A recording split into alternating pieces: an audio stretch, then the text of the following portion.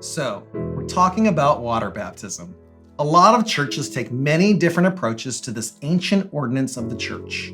At Glad Tidings, we have attempted to make our approach as biblical as practical. One of our main examples is the baptism of Jesus Christ himself.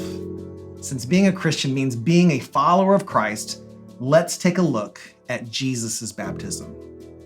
In Matthew chapter 3, verses 13 through 17, we read, "Then Jesus came from Galilee to the Jordan to be baptized by John.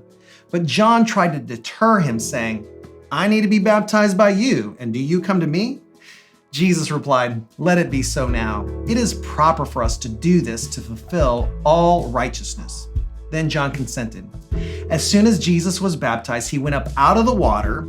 At that moment, heaven was opened, and he saw the Spirit of God descending like a dove and alighting on him.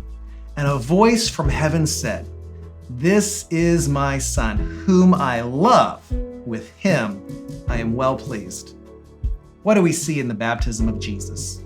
Well, first, we see that Jesus was intentional in being baptized.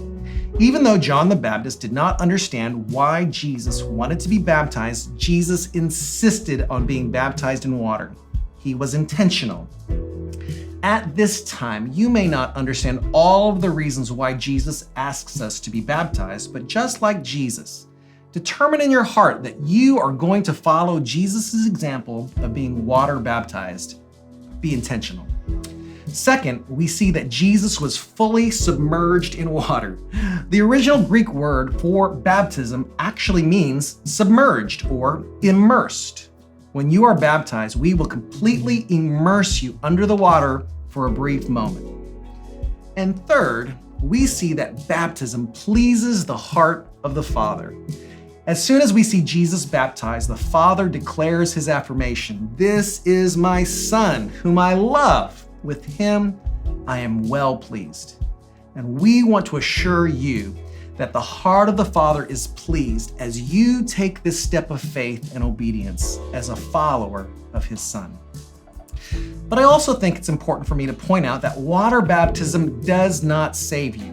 Water baptism is closely tied to your salvation, but it is not a prerequisite for your salvation. Romans 10:9 and 10 clearly says, if you declare with your mouth Jesus is Lord and believe in your heart that God raised him from the dead, you will be saved.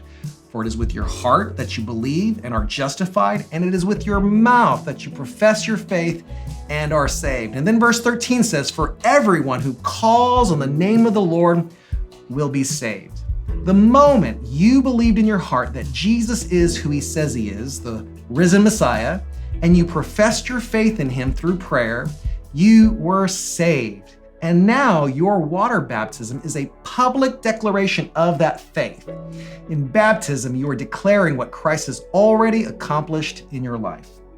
If you have any questions about this or anything else pertaining to water baptism, please don't hesitate to reach out to us with your questions.